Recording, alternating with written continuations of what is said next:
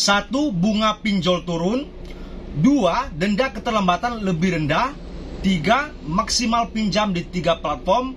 4. Kontak darurat tak boleh untuk tagih utang. Habis itu 5. Penagihan harus beretika. Oke, assalamualaikum warahmatullahi wabarakatuh. Apa kabar semuanya teman-temanku dimanapun anda berada? Semoga selalu sehat dan juga selalu dilancarkan rezekinya. Amin amin ya rabbal alamin. Baiklah, mungkin yang baru melihat channel ini, saya akan berikan informasi kalau channel kita nanti tembus di 5.000 subscriber, saya akan berikan giveaway sebesar 1 juta rupiah kepada subscriber channel ini tentunya, dan juga teman-teman juga yang bermasalah sama pinjaman online.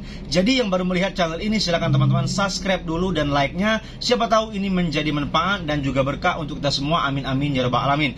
Nah, di sini saya akan informasikan terupdate terbaru informasi bahwasanya pinjol diberikan aturan terbaru sama pihak OJK di tahun 2025. Simak dari awal sampai akhir, siapa tahu teman-teman yang bermasalah sama pinjaman online bisa lebih tenang, bisa lebih adem ayem hatinya setelah mendengarkan informasi seperti ini. Kita lihat aturan pinjol terbaru apa saja yang berubah untuk tahun 2024 kemarin sampai 2025 ini. Yang pertama lihat, yang pertama yaitu bunga pinjol turun. Kita bacakan, OJK membatasi bunga harian pinjol antara 0,1% hingga 0,3% per hari. Lebih rendah dari ketentuan sebelumnya yang mencapai 0,4%. Berarti bunganya diturunkan. Nah, ini dalam aturan SOJK 2023, manfaat ekonomi yang dikenakan oleh penyelenggara adalah tingkat timbal balik, termasuk bunga margin bagi hasil biaya administrasi, biaya komisi, fee platform, ujrah yang setara dengan biaya dimaksud, dan biaya lainnya selain denda keterlambatan, biaya materai, dan pajak. Lanjut lagi, batasan untuk bunga pinjol untuk pinjaman konsumtif jangka pendek kurang dari 1 tahun yaitu 0,3% per hari kalender dari nilai pendanaan yang tercantum dalam perjanjian pendanaan yang berlaku selama 1 tahun sejak 1 Januari 2024. Nah, di sini aturan pertama itu bunga pinjol diturunkan. Semoga saja ini bisa menekan para pinjol-pinjol yang selalu memberikan informasi bahwasanya pinjol ini begini begitu, tetapi tidak sesuai dengan suntikan dana kepada para pihak nasabah dan memberikan bunga yang besar kepada pihak nasabah dan memberatkan para masyarakat semuanya. Semoga saja dengan aturan baru, regulasi baru ini, OJK bisa mengatasi pinjol-pinjol yang nakal, memberikan bunga tidak bagus, ataupun denda, ataupun cara penagihan, biar semuanya terasasi dengan aturan regulasi yang terbaru ini. Saya sangat setuju dengan aturan terbaru sama OJK ini. Yang selanjutnya, yang kedua, simak ini, denda keterlambatan lebih rendah. Kita lihat, kita bacakan, denda untuk pinjaman konsumtif diturunkan bertahap dari 0,3 per hari di 2024 menjadi 0,2% di tahun 2025 dan 0,01% pada tahun 2026 nanti.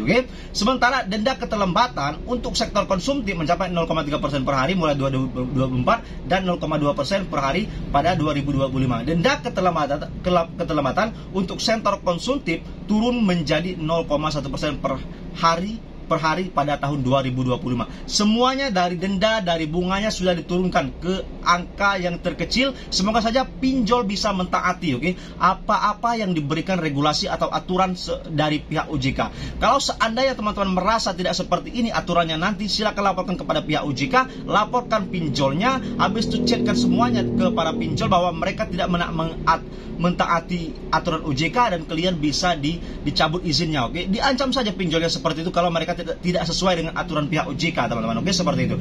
Yang kita lanjut lagi, nomor 3 yaitu maksimal pinjam di 3 platform. Nah, ini kita bahas bentar. 3 platform. Debitur hanya boleh meminjam dari maksimal 3 platform untuk mencegah praktek gali lubang tutup lubang. Ini yang diberikan OJK, tidak boleh lagi teman-teman meminjam lebih dari 3 aplikasi. Kalau seandainya sudah punya 3 aplikasi mau pinjam ke aplikasi lain itu tidak bisa lagi karena sudah sangat ketat. Kenapa? Takutnya OJK mengatakan bahwa takutnya masyarakat banyak terjadi gali lubang tutup lubang, yang dari awalnya cuma 1 aplikasi, habis itu 2 aplikasi coba-coba, habis itu coba lagi 3 aplikasi, habis itu seterusnya sampai 10 aplikasi lebih dan tidak bisa membayarkan hutangnya. Itu yang ditakutkan dari pihak OJK. Semoga saja aturan ini bisa ditaati dari pihak pinjolnya. Karena masyarakat ini nurut saja, teman-teman. Kita sebagai nasabah, peminjam ini kebanyakan nurut. Kenapa saya katakan nurut? Kalau seandainya lagi kepepet, ada orang memberikan pinjaman, saya meyakinkan bukan teman-teman saja yang tidak mau. Saya juga mungkin mau kalau lagi kepepet. Seperti itu intinya.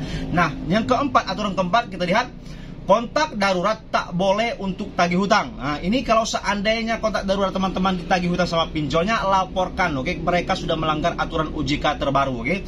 Kontak darurat hanya boleh digunakan untuk konfirmasi keberadaan debitur, bukan sebagai sasaran penagihan. Pihak pinjol juga wajib mendapat persetujuan, oke, dari pihak pemilik kontak terlebih dahulu. Kan ini sudah sangat jelas, oke? Pinjol tidak boleh menagih kepada pihak kontak darurat, oke? Kalau seandainya ada penagihan, mereka sudah melanggar. Berarti di sini sangat diketatkan lagi dari pihak OJK-nya aturan-aturan terbaru ini. Semoga saja pihak-pihak yang diselenggarakan ini, para pinjol-pinjol ini tidak nakal dan harus mentaati apa yang diberikan dari pihak OJK ini. Oke, kita lanjutkan lagi yang nomor 5, penagihan harus beretika. Nah, ini banyak sekali terjadi di masyarakat, penagih tidak beretika.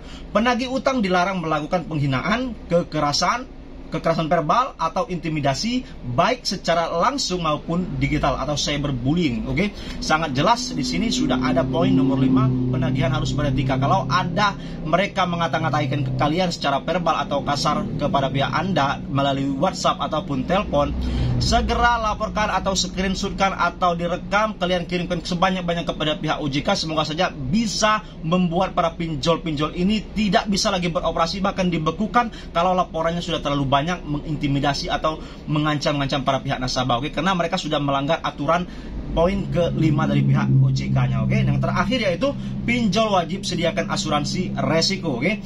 Penyelenggara PDWP lending wajib bekerja sama dengan perusahaan asuransi atau pinjaman untuk mitigasi resiko sesuai ketentuan OJK. Melalui pengaturan baru ini, OJK berharap industri pinjaman online menjadi lebih sehat, adil dan tidak membebani masyarakat dengan praktik penagihan yang kasar atau menyesatkan. Demikian beragam aturan pinjol yang berlaku mulai 2024 hingga berita ini dirilis di tahun 2025, oke? Nah, di sini sudah sangat jelas teman-teman semuanya, oke? Pinjol wajib menyediakan asuransi. Siapa tahu kalau seandainya terjadi banyak yang galbay bisa di-cover, oke?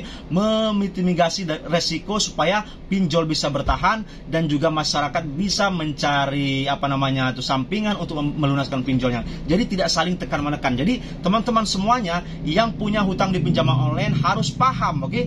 Lihat aturan terbaru pihak OJK. Kalau mereka sudah mengancam, mengintimidasi, mereka sudah melanggar dan bisa dipidanakan, bahkan bisa dibawa ke jalur hukum. Karena kita sebagai konsumen itu ada undang-undang pelindungnya, oke? Ada undang-undang yang melindungi masyarakat peminjam. Bukan seenaknya saja para pinjol itu menagih seenaknya, menurunkan bunga berlebihan. Semuanya sudah diatur. Bahkan dendanya sudah diatur keras, oke?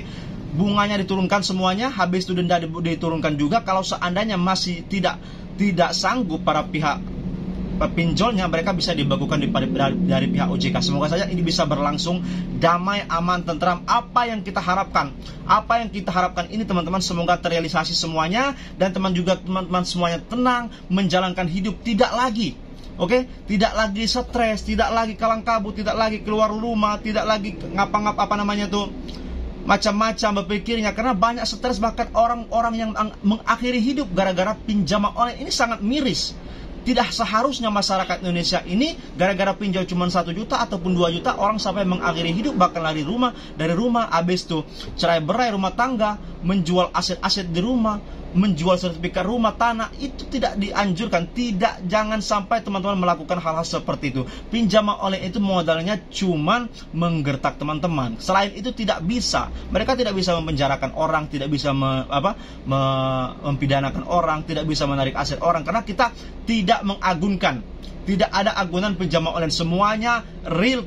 Cuman data-data kita, celang selingkuh, KTP, itu saja. Selebihnya tidak ada. Jadi teman-teman tidak usah terlalu panik, khawatir apa yang diancamkan sama si pinjol. Semuanya sudah berlaku poin-poin tadi. Semoga teman-teman baca dan menyimak video ini dari awal sampai akhir tadi. Kalau mereka melanggar aturan itu, laporkan kepada pihak OJK ataupun pinjolnya ditegur. Habis itu kalau seandainya tidak juga, silakan laporkan kepada pihak yang berwajib. Kalau seandainya sudah semena-mena apa yang dilakukan mereka kepada pihak nasabah seperti teman-teman semuanya, oke? Jadi ini saja bisa saya sampaikan. Kalau seandainya ada kurang lebih, saya mohon maaf. Wabillahi taufiq wal hidayah. Wassalamualaikum warahmatullahi wabarakatuh. Terima kasih yang sudah subscribe dan like-nya. Terima kasih.